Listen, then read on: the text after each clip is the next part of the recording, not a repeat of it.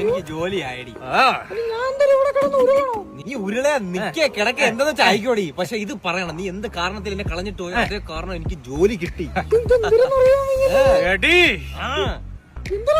അങ്ങോട്ട് പറ, ഞാൻ മറന്നുപോയി. പോട്ടേടി. ശരി, ഡിസ്കോ ഡാൻസുകാരി. ശരി കേട്ടടി. അങ്ങനെ ഞാൻ ആഗ്രഹിച്ച പോലെ ആർക്കും കിട്ടാത്തൊരു ജോലി എനിക്ക് കിട്ടി. ഒരു വെറൈറ്റി ജോലി. എടാ എന്താ ജോലി? ഐസ് കട്ടയില്ലേ, അതിൽ പെയിന്റ് അടിക്കണം, പല പല കളർ. അല്ല ഈ ഐസ് കെട്ടില് പെയിന്റ് എന്ന് പറയുമ്പോ ഒലിച്ചു പോകത്തില്ലേ? പോകണമല്ലോ. പോകുമ്പോ ഞാൻ വീണ്ടും വീണ്ടും അടിക്കും.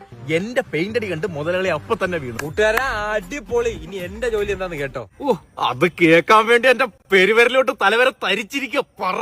പോത്തില്ലേ, പോത്തിനെ അഴിച്ചു കെട്ടണം, ഇതാണ് എന്റെ ജോലി. അഴിച്ചു കെട്ടണം എന്ന് പറഞ്ഞാൽ? എടാ നമ്മളെ വലിയ പോത്തില്ലേ, ആ പോത്തിന്റെ കഴുത്തുള്ള കയറ് അഴിക്കുക, എവിടെയെങ്കിലും കെട്ടുക, വീണ്ടും അതുപോലെ അഴിക്കുക, കെട്ടുക. ഓ, അപ്പൊ ഒരു 100 പോത്ത് കാണുമല്ലേ? ഒരെണ്ണം, ഒറ്റ പോത്ത്. ഒറ്റ പോത്തേ ഉള്ളല്ലേ? എനക്കപ്പൊ സുഖ ജോലിയാണല്ലേ അളിയാ. പക്ഷെ നമുക്ക് അവസാനം ജോലി കിട്ടിയടാ. സത്യവളിയാ, പാപ്പയെ വിളിച്ച് ഞാൻ അപ്പോഴേ പറഞ്ഞു, ഇനി ജോലിക്കൊന്നും പോകണ്ട, നിങ്ങളുടെ മോൻ നോക്കിക്കോളൂന്ന് വീട്. ഓ, അതിനു വേണ്ടിയൊക്കെ ആയോടാ നീ.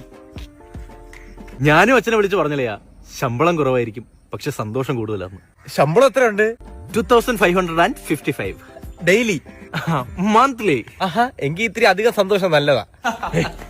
പറ്റ് നിനക്കിനി ഇവിടെ കടം തരൂല. അതല്ല, പറ്റ് തീർക്കാനാ ഞാൻ വന്നത്. 3 ബുക്കിന്റെ പറ്റാണ് നീ തരാനുള്ളത്. എടോ, ഈ 3 ബുക്കിന്റെ പൈസ ചേർത്ത് ഞാൻ തരാം. പറ്റ് പറ. 15298. EMI ഉണ്ടോ? EMI ഉണ്ടോ? പറ്റില്ല. മേടിച്ചിട്ട് EMI അടിച്ചിന്റെ പല്ലിയാൻ കിടക്കും. എങ്കിൽ 1 വർഷം കൊണ്ട് ഈ പറ്റ് ഞാൻ തീർക്കും. എനിക്ക് ജോലി കിട്ടി. ബൈ. ചേട്ടാ, ചതയംകുളങ്ങര പ്രസിഡന്റ് അല്ലേ? ആണ്. ചേട്ടാ, ഇത്തവണത്തെ ഉത്സവത്തിനെ എന്റെ വക ഒരു പരിപാടി ഞാൻ സ്പോൺസർ ചെയ്യുന്നു. ശിങ്കാരി മേളം എത്രയാവും? 6 ലക്ഷം രൂപ. 6 ലക്ഷം.